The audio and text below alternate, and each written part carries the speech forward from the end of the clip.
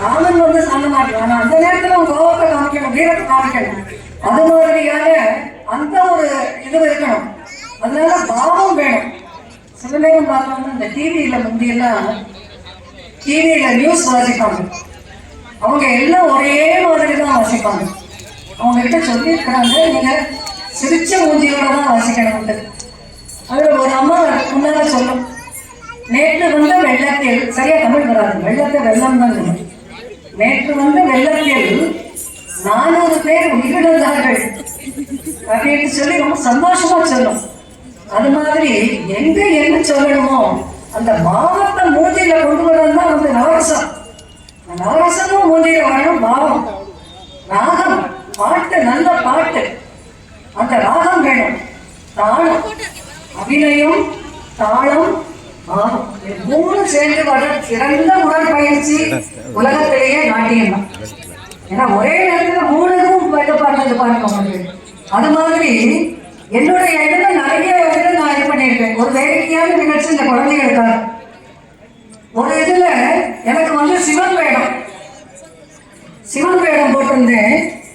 அதுல வந்து மார்க்கண்டேயனுக்கு வந்து இது பண்ற மாதிரி, அருள் பண்ற மாதிரி அந்த சிவலிங்கம் பின்னால வந்து நான் உட்கார்ந்துருக்கேன்.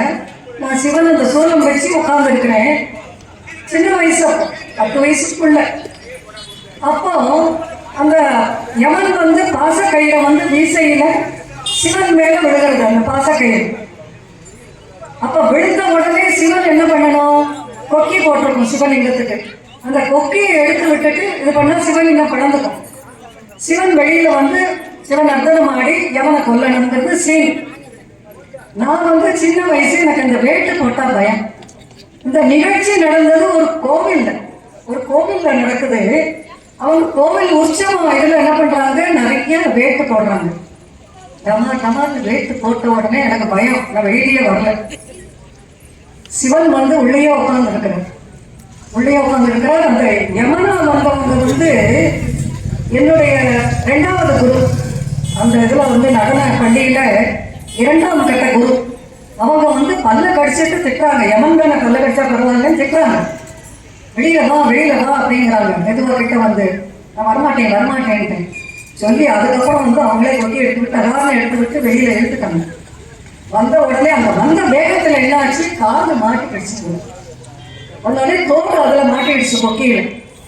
வந்த உடனே வந்து அந்த மார்க்கண்டியை இது பண்ணப்போ அப்புறம் எல்லாருமே வேடிக்கையா சொன்னாங்க, திருஞான சம்பந்தம் ஒண்ணு பார்த்துருந்தா தோடில்லாத செடியன் அப்படின்லாம் பாடியிருப்பாரு. அப்படிங்கிற மாதிரி இது மாதிரி நிறைய வேடிக்கையான நிகழ்வுகள் எல்லாமே நடக்கும். நல்ல ஒரு நாட்டிய பள்ளின்னு சொல்லையில எந்த பள்ளியா இருந்தாலும் சரி, அங்க வந்து நம்ம நண்பர்களாம் எல்லாரோடையும் சேர்ந்து நம்ம இது பண்ணையில அதெல்லாமே வந்து வாழ்க்கையில மறக்க முடியாத நிகழ்வுகள். இன்னைக்கும் நான் வந்து அதை நினைச்சிட்டு இருக்கிறேன்னு சொன்னா, அதெல்லாம் இந்த குழந்தைகளை பார்க்குறப்போ என் வயது மாறுதலான்னு நான் கண்ணவாசன் உங்களை எல்லாம் பார்க்கையில என் வயது மாறுதலா. நான் இப்படி போக மாட்டேன்னா திருப்பி இந்த மாதிரி எல்லாம் ட்ரெஸ் பண்ணி நானும் வந்து என்ன அபிநயம் படிச்சவங்க பாவம் காட்டிடுவேன். ஜதி வந்து பிரேமாமிடம் தான் போகணும், அது என்னால போட முடியாது. அதனால அந்த மாதிரி இந்த பரணம்னு சொல்லக்கூடிய ஒரு இதை இன்னைக்கு முன்னோட்டமாக முதல் நிகழ்ச்சியாக வச்சது ஒரு சால பொருத்தமானது. இந்த இதுல இந்த கலை நிகழ்ச்சி, இங்க வந்திருக்கக்கூடிய இந்த குழந்தைகள் எல்லோருக்கும் என்னுடைய மனப்பூர்வமான ஒரு ஆசீர்வாதம். நல்லா இந்த பள்ளி மேலும் மேலும் வளரணும்னு சொல்லி அவங்கள வந்து வாழ்த்து இது பண்றேன். அதே மாதிரி நாளைக்கு நடைபெறக்கூடிய இந்த ஹோமத்திலையும் குழந்தைகள் எல்லாம் வந்து கல்வி தரணும், நல்ல கல்வி. இதுல வந்து கல்வின்னு சொல்றது வந்து நமக்கு வந்து இறைவன் கொடுத்த மரம்.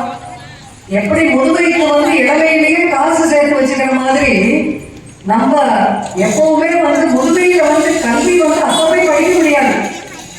இளமையா இருக்கையிலேயே இளமையை கல்வி சொல்லி படிக்கணும். அது மாதிரி எல்லா குழந்தைகளும் வந்து நல்லா படிச்சு நல்ல மார்க் வாங்கி நல்ல ஒரு உயர்ந்த நிலைக்கு வரணும்னு சொல்லி இறைவனை பிரார்த்தித்து இப்படி வருடா வருடம் நடக்கக்கூடிய இந்த அனுபவமானது தடையில்லாமல் பல 100 ஆண்டுகள், பல்லாண்டு, பல்லாயிரத்தாண்டு, பல கோடி, 100,000 பல ஆண்டுகள் வந்து தொடர்ந்து இது நடைபெற வேண்டும் என்று என்னுடைய வாழ்த்துக்களை கூறி நல்லதொரு வாய்ப்புக்கு எனக்கு ஒரு இது கொடுக்க இந்த சங்கத்துக்கு என்னுடைய பணிவான நன்றியை கூறி அமைகிறேன். நன்றி, வணக்கம்.